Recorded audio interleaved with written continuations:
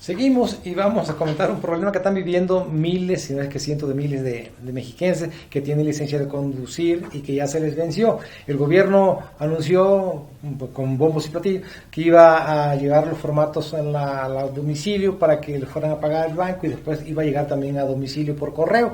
La verdad es que no llegaron los formatos y mucha gente se confió y así que anda con su licencia vencida, no sabe qué va a pasar, si lo van a multar, están esperando todavía los formatos, el gobierno ya no ha dicho nada al respecto. Bueno, y además es que el anuncio pues no se hizo de manera sutil, el anuncio lo hizo nada más que el gobernador del Estado de México, anunciando que era una nueva medida, que iba a ayudar, que iba a beneficiar, y pues esto deja también muy mal parado al Ejecutivo, porque hace anuncios que son por supuesto de impacto y de beneficio para la población, y el hecho de que no se cumplan finalmente está generando evidentemente molestia, problemas, y pues el hecho de que haya mayor desconfianza hacia las autoridades de lo que dicen y después no hacen. Sobre todo porque nosotros aquí incluso comentamos que era positivo eso, que le facilitaran al causante y al que tiene derecho a usar una licencia, pues los trámites, porque sí es difícil ir hasta donde las oficinas, hacer fila y toda la cosa, y pagar en un banco es más fácil, después esperar la licencia. Se supone que iba a llegar antes de que se vencieran las licencias, porque ellos tienen un padrón y saben cuándo se va venciendo de cada quien, tienen los domicilios de los automovilistas o conductores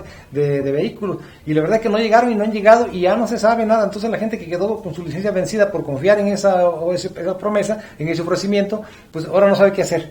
Sí, y esto evidentemente pues bueno, primero, si realmente se va a llevar a cabo ese programa, pues la gente ya no lo va a creer y va a decir, no, tendrá que ir a los módulos, tendrá que hacer el trámite que siempre realizaba para poder renovar su licencia, y bueno, al gobierno le conviene, es uno de los documentos que la gente más necesita, que utiliza de diferentes formas, pero sobre todo porque pues se pide por si tiene alguien un siniestro en su vehículo, como identificación oficial, por supuesto. Así que ojalá que las autoridades cumplan con esto, porque la población es mucha, evidentemente les ayudaría también a agilizar sus servicios en los trámites que realizan para abocarse a otros, y que estos pues se puedan hacer de manera más ágil. Es decir, son millones de automovilistas y conductores de vehículos de todo tipo que tienen licencia y que tienen que renovarla, que se vence, las que tienen más plazos son de 4 años, pero de todos modos de 4 años tienen que renovar millones y millones, seguramente cada mes han de renovar 100,000, no sé, mínimo,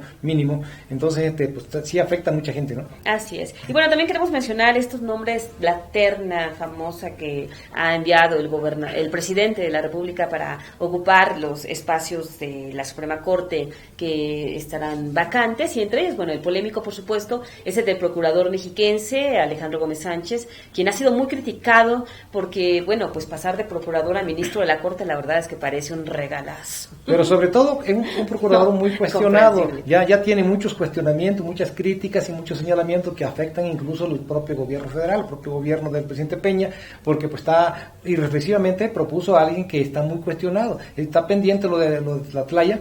Lo de Tlatlaya no se ha resuelto, no hay ninguna sentencia sobre los que trataron de obstruir la justicia y torturaron personas.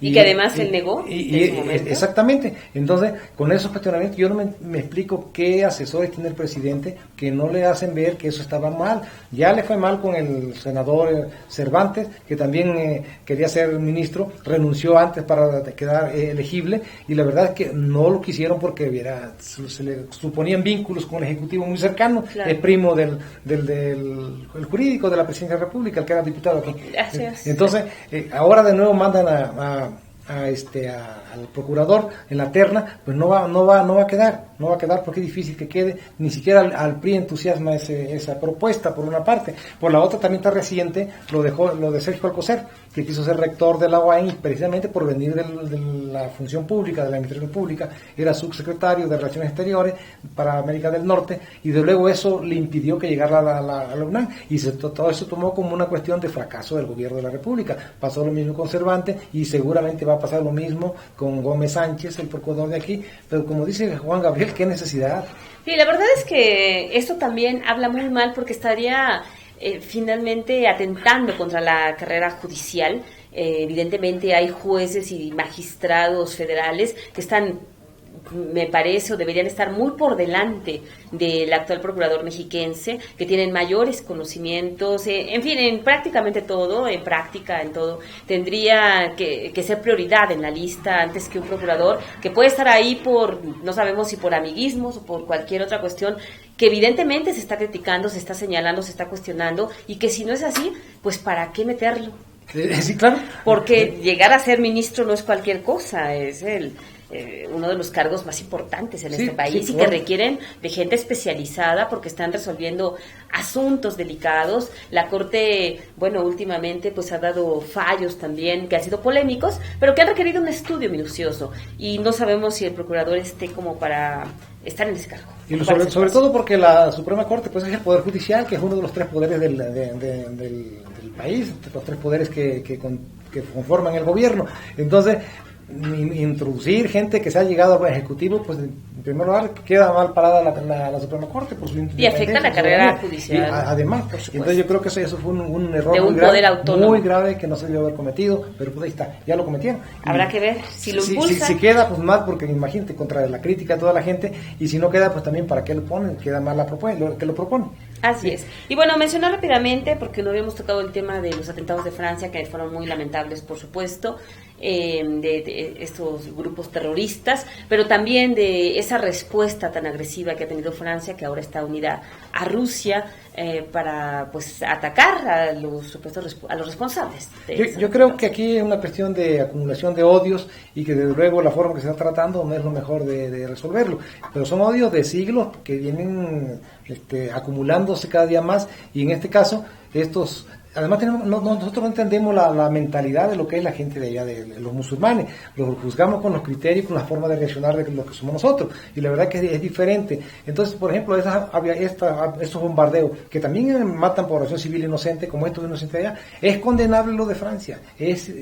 No tiene justificación ni explicación siquiera, porque ni sentido de utilidad criminal tiene, ¿no? Claro. Definitivamente muere mucha gente inocente, pero también está muriendo mucha gente inocente, y es resultado de otras matanzas de inocentes que hubo en sus países de origen de los terroristas, ¿no? Entonces yo creo que tienen que reflexionarse muy seriamente qué es lo que se va a hacer, qué política va a adoptar el mundo frente a estos hechos, y además en el fondo de todo pues están nuestros intereses económicos, quién se quiere apropiar del petróleo de allá y todo eso, ¿no? Sí, en realidad no es establecer quién es bueno y quién es malo. Aquí lo grave, lo terrible, bueno, es que se está iniciando una guerra.